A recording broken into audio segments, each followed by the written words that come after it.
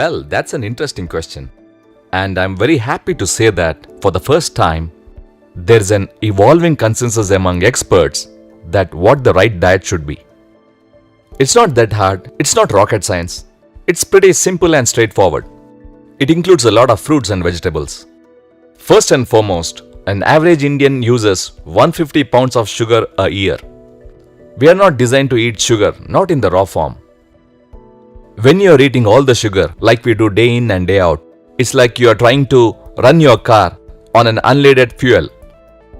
If it's a diesel engine, it's not going to run right because this car is not designed for that fuel.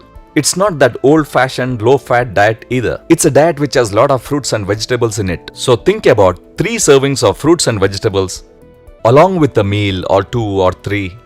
And in between you can have a stack of apple and a banana or berries throughout the day and you will be done with it. The beauty of that is if you're eating a lot of fruits and vegetables, it fills you up. It fills you up with a lot of fluids and fiber and nutrients. On the contrary, the food which tastes good will have a lot of calories in it. But our ancestors, they didn't die of overnutrition like what we see today. They died of starvation. But today there's a totally different concept. What we see today is, it's an environment of chronic overabundance. What you're drinking today, like most of the Indians, is the wrong stuff.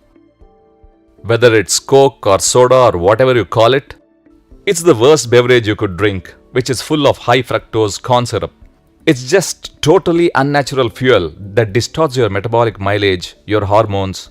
Everything tastes great, but it's terribly nasty stuff. Never consume aerated drinks. Not even Diet Cola, because you know that Diet Colas are not good for health.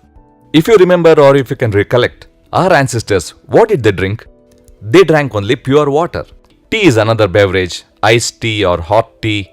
Green tea is ideal, but dark black tea is fine. Drinking 2 cups of coffee or tea per day is fine. They are good stimulants. Indians consume a lot of coffee and tea. Tea is rich in antioxidants but low in calorie. And if you recollect, our ancestors had a lot of protein.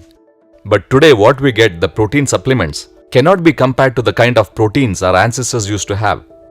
Make sure your diet comprises of a lot of protein, water and fiber. So eat a lot of fruits, vegetables and sometimes a sip of tea is fine. So this will keep you away from your hunger for another 3 to 4 hours because your body knows how to take care of this fuel. This diet will help you feel better, look better and also prevents from heart disease, diabetes and high BP. This is the ideal diet for you.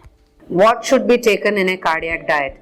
Cardiac diet or any diet actually includes a balanced diet, eating on time, how much you eat and what you eat, everything is important. So I'm going to tell you about cardiac diet where you need to restrict your sodium. Sodium means anything which has salt in it. So you need to restrict salt, which could be just 3 grams of salt in your daily diet. Do not add table salt in whatever you eat. Do restrict foods like the bakery items which have sodium bicarb, which is baking soda. Restrict preserved items which have sodium in them. Eat natural foods and also include a lot of fiber and roughage. Fiber and roughage means including a lot of whole dals like rajma or green moong, which has got the skin, which is fiber. You can also include oats and red rice rather than the white rice. So anything white needs to be avoided because it has no fiber and if it's a refined product. You can also include millets like naune and chana, which is the black chana or kabuli chana, both you can use, which actually means including a lot of fresh fruits, which could be any seasonal fruit. The more the color, the more is the benefit that you get. Including salads, which could be vegetables which are eaten raw. Again, the more the color, the beneficial it's for you. Or you can include all sorts of dals or whole dals with vegetables and greens to make it a wholesome salad, as I am showing you. So basically it is eat on time, which means eat breakfast by 9, 3 major meals. Breakfast by 9, lunch by 1 to 1:30 and dinner by 8 to 8:30. And in between 2 Small meals, which could be the mid morning around 11 a.m. and the mid evening, which is around 5:30. So basically we need to think about, first is the salt in our diet. The next thing is the kind of oil which you use. You need to change the oils every month. Do not stick to the same oil. And the thumb rule is 3 teaspoons of oil per day per person, which translates into half liter of oil per person per month. Change oils to get the benefits of all the oils, which could be groundnut oil, it could be sunflower, it could be safflower, it could be rice bran and olive oil. We do not always advise any particular kind of oil. Kindly change the oil or the kind of oil and not the brand of oil. Include all kinds of cereals and pulses in your diet, as I have already shown you.